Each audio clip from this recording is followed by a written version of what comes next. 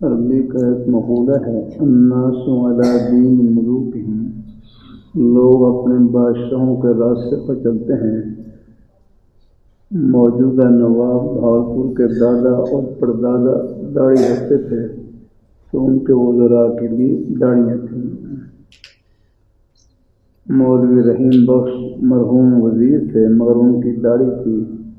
اب نواب کی داڑھی نہیں تو اب سب نے داڑھی منڈوا دی۔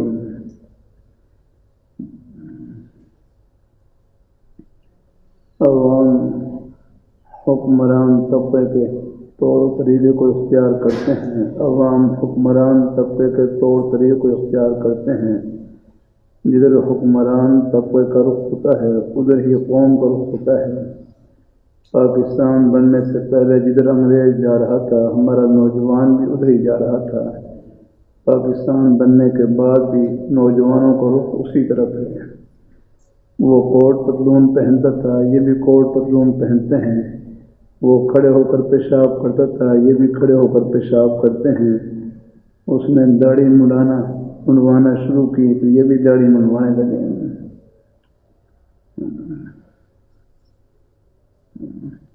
انگریز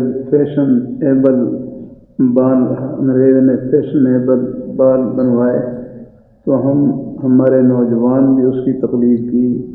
اسلام یک رنگ چاہتا ہے، دو رنگی کو پسند نہیں کرتا۔ دو رنگی چھوڑ دے، یک رنگ ہو جائے، سراسر موم ہو جائے، یہ سنگ ہو جائے۔ اسلام کہتا ہے کہ سر کے بال برابر ہوں، یعنی سارے رکھو، یہ سارے منڈواؤ کترواؤ۔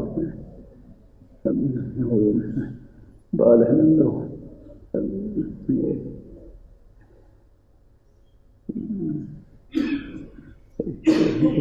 نئے نئے طریقے ہیں نا، وہ کوئی یہاں سے بال کٹوا لیتے ہیں، درمیان میں سے خالی چھوڑ دیتے ہیں، کیا کہتے ہیں اس کو، پیالہ کٹنگ۔ پیالے تک پہنچ گئے، پھر پیالی تک پہنچیں گے، پھر چوڑی تک پہنچیں گے۔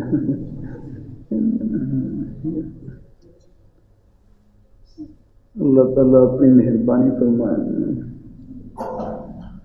یہ نہیں کہ آگے بڑھے اور پیچھے چھوٹے کروائے۔ گویا ہمارے نوجوانوں کو اتباع کرنا چاہیے تھا۔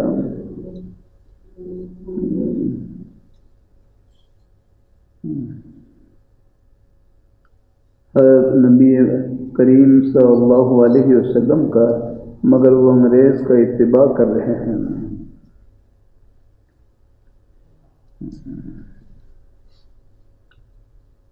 اللہ اپنی بارگاہ میں قبول فرمائے، اللہ اپنی بارگاہ میں قبول فرمائے۔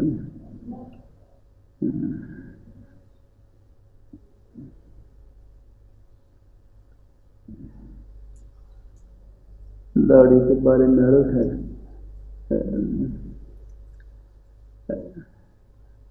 عرض کرتا رہتا ہوں، بس ایک ترغیبی انداز یہ ہے کہ جہاں آپ میں اور بہت سی خوبیاں ہیں، آپ یہ دعا بھی کرتے رہا کریں کہ اللہ پاک کی ذات، یہ حضور صلی اللہ علیہ وسلم کی سنت کا نور بھی ہمارے چہرے کے اوپر سجا دے۔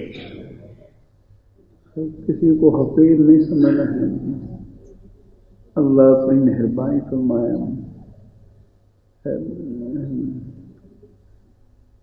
بعض ایسی نیکیاں ہوتی ہیں وہ کفارہ سیئات بن جاتی ہیں، گناہوں سے پاک اور صاف ہونے کا، لیکن بہرحال اللہ تعالیٰ سے توفیق مانگنی چاہیے۔ الحمدللہ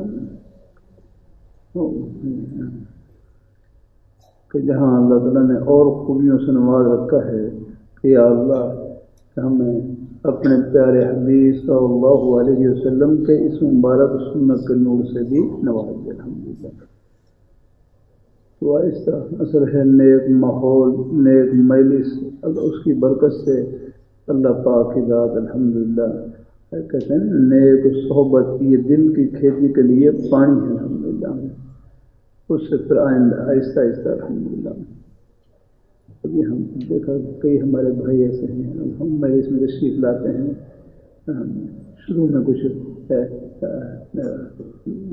بعض کی داڑھی نہیں تھی، بعض کی داڑھی میں فرق تھا، اب اللہ کا شکر ہے سنت کا نور سجا ہوا الحمدللہ۔ بہرحال ہم کسی کو حقیقی نہ سمجھیں، ترغیب ہے الحمدللہ. اصل یہ ہے کہ نیک ماحول مل جائے، نیک صحبت مل جائے، جو سنت کا نور چھپا ہوا ہے اندر وہ چمک کر باہر آ جاتا ہے. اللہ اپنی مہربانی فرمائے. اللہ تعالیٰ اپنی بارگاہ میں قبول فرمائے.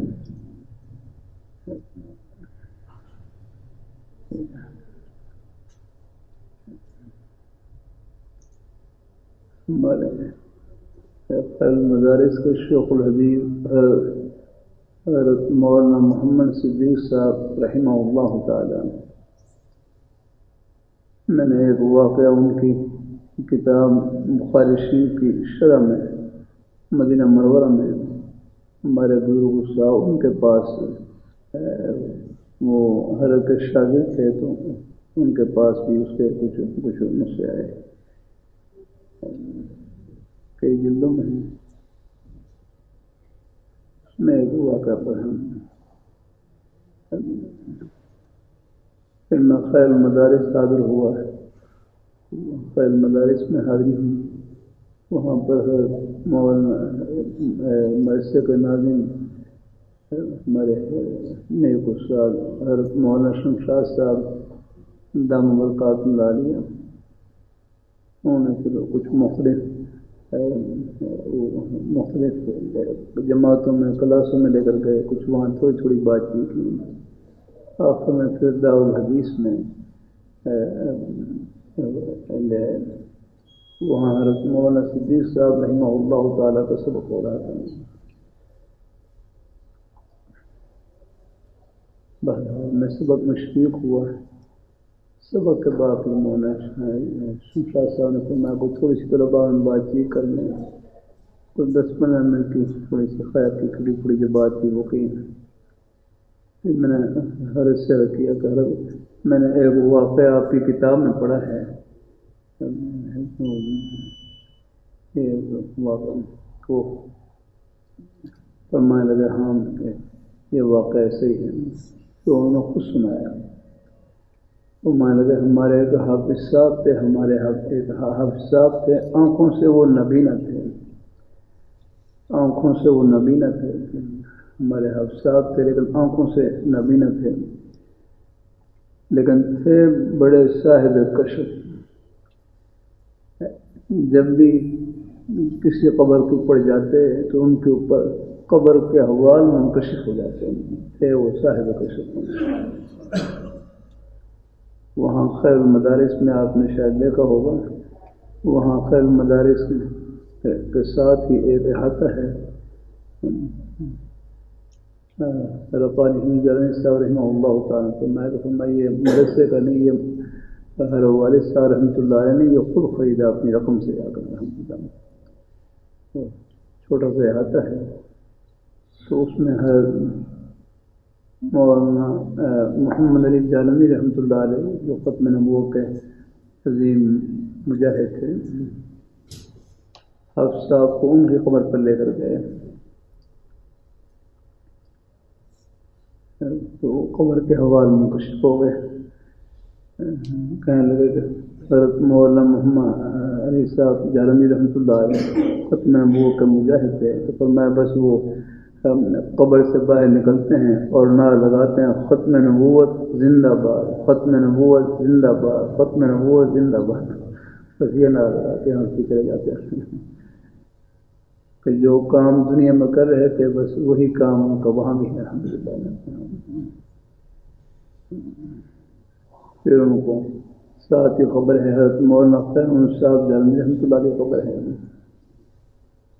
وہاں پر لے کر قبر پر لے کر آیا. تو مانے لگے حضرت مولانا خیر صاحب رحمہ اللہ تعالیٰ بس قبر میں بھی اسی کام میں لگے ہوئے ہیں جس کام میں دنیا میں لگے ہوئے، بس وہی اپنا کچھ لکھنا پڑھنا یا کچھ دیکھ بھال کرنا، کچھ انتظامی امور. بڑوں کی توجہات اور دعائیں ہوتی ہیں. پھر بہرحال ان کو یہاں لاہور میں طلباء ہوتے ہیں، یہ تو امتحان لے کے نہیں لگا. ان کے ساتھ کچھ طلبات ہے، کچھ ساتھی تھے، وہ ان کو بادشاہی مسجد لے آئے، تو وہاں اور وہاں بادشاہی مسجد کے قریب ہی علامہ اقبال مرحوم، ڈاکٹر اقبال مرحوم، ان کی خبر ہے، تو ان کی قبر پر لے گا، ان کو بتلایا نہیں، تو نابینا سے بالکل یاد آ گیا۔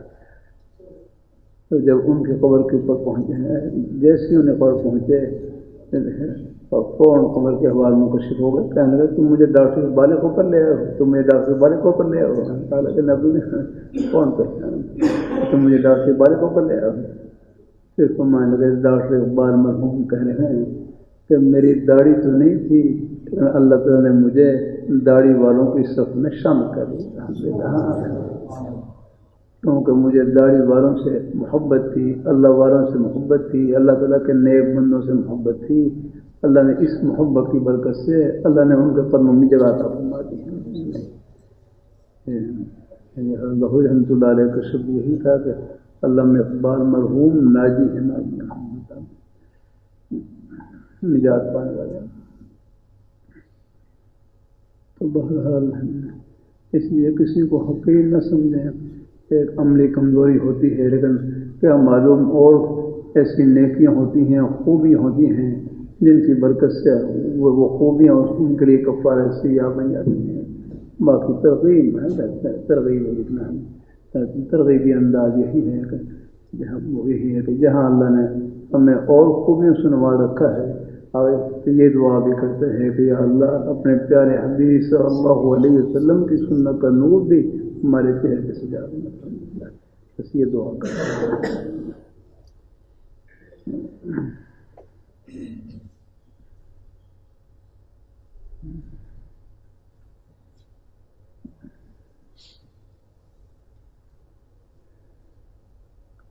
لفظ ازدواج جمع ہے زوج کی، اور یہ لفظ عام ہے۔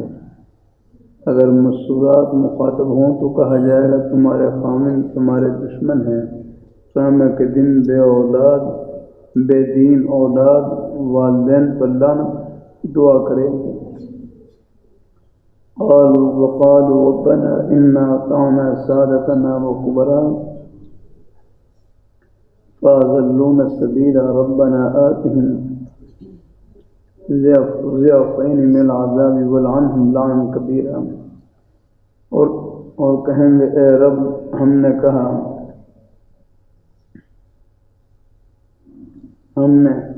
کہا مانا اپنے سرداروں کا اور اپنے بڑوں کا، پھر انہوں نے ہمیں سیدھے راستے سے بہکا دیا۔ اے رب ہمارے ان کو دونا عذاب دے اور ان پر بڑی لعنت ڈال۔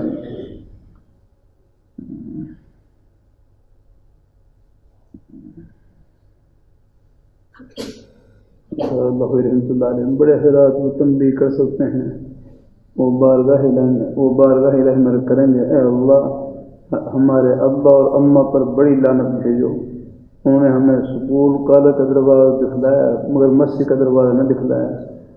اولاد کو مغربی تعلیم دلانے کا نتیجہ یہ ہوگا کیونکہ یہ مذلت الاقدام ہے، اس لیے اللہ تعالیٰ نے اس سے پہلے متنبع فرما دیا کہ مغربی تعلیم کے باعث گھروں میں نماز کا مذاق اڑایا جاتا ہے۔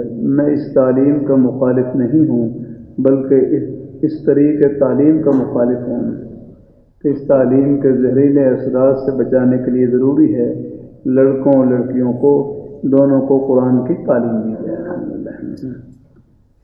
اگر آپ غصہ رکھ کر ان کو قرآن کی تعلیم نہیں دلا سکتے تو ان کو چھٹیوں میں درس ہی میں لائیے، جمعے میں 12 ماہ برابر لائیے، لڑکوں کو جمعرات کے دن ذکر میں لائیے۔ لڑکوں اور لڑکیوں کو اسکولوں اور کالجوں میں ایمان نہیں سکھلایا جاتا، اب تو ان کو مغربی تعلیم دلا کر آپ خوش ہوتے ہیں مگر قیامت کے دن آپ روئیں گے۔ میں چونکہ اس تعلیم کا مخالف نہیں ہوں اس لیے 25 سال سے میں انجمن حمایت اسلام کی بہت سی کمیونٹیوں کا ممبر ہوں، میں کالج کمیٹی کا بھی رکن ہوں۔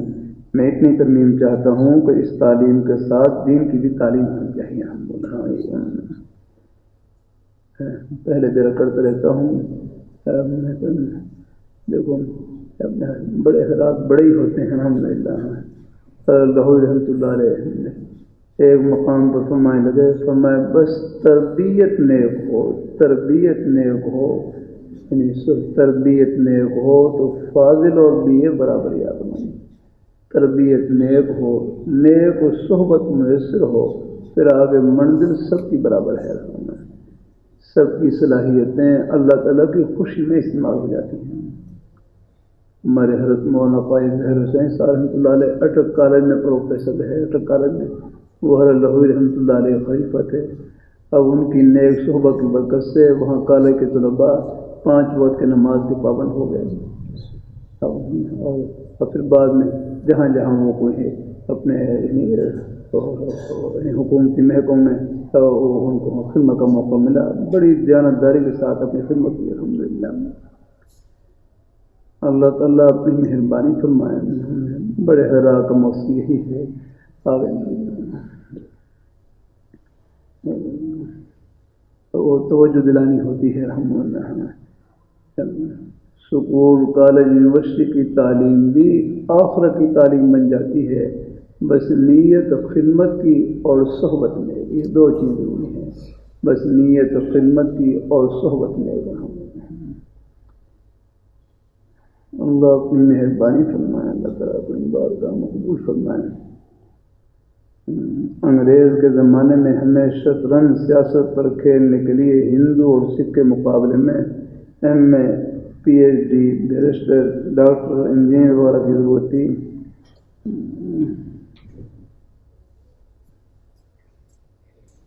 میری شکایت ان احباب کے متعلق ہے جو اپنی اولاد کی دینی تعلیم اور تربیت کی طرف متوجہ نہیں ہوتے، اس لیے دینداروں کے گھرانوں میں بے دینی عام ہو رہی ہے۔ اس سے ماقبل تو اولاد کو قرآن کی تعلیم سے ناآشنا رکھنے کا جو نتیجہ آخرت میں نکلے گا وہ میں نے رکھ کیا۔ اب دنیا میں جو اس کا نتیجہ نکلتا ہے وہ بھی گوش ہوش سے سنیے۔ میرے ایک دوست سے، وہ تاجر پیشہ تھے اور ان کی تجارت لندن سے ہوتی تھی، وہ درس باقاعدہ سنتے تھے، اس لیے ان کے خیالات صاف ہو گئے، بیوی اور بچوں کو نہ لاتے اس لیے وہ قرآن سے ناآشنا رہے، آخر عمر میں وہ فالج میں مبتلا ہو گئے۔ میں ان کی بیمار پرسی کے لیے گیا تو انہوں نے مجھے بتلایا کہ میری بیوی کہتی ہے تو وہابی ہے، اس لیے تجھ کو دوسری منزل میں کھانا نہیں بھیجوں گی، نیچے آ کر کھاؤ۔ لڑکے بھی نہیں پرواہ کرتے، ہر کام کے لیے وقت سے پہلے تیاری کی جاتی ہے۔ اگر اس وقت بھی بچوں کو دین نہ سکھلایا تو جب دین اور بے دینی میں ٹکر ہوگی تو وہ دین کی حمایت نہ کریں گے بلکہ بے دینی کو پسند کریں گے۔ دوسری لائن رسم و رواج کی ہے، اس میں بیویاں ہی گمراہ کرتی ہیں۔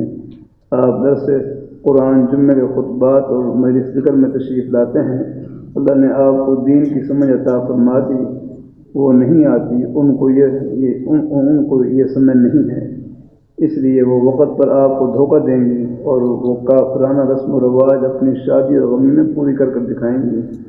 ان من ازواجکم و اولادکم عدوا لکم۔